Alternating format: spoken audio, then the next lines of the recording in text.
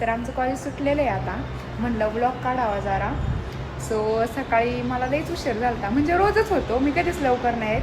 Bye माय choice, मी लवकर येत नाही, मला नाही आवडत. सो आज आमच्या सरांनी जरा जास्त मनावर घेतलं माझं उशीर यानं. डायरेक्ट पेरेंट्सला कॉल लावला. बाई लय अवघड विषय झाला. पप्पा तर मला काय म्हणणार नाही, बट माझ्या फ्रेंड्स खूप बोलते ते मला, तुम्ही बघू शकता.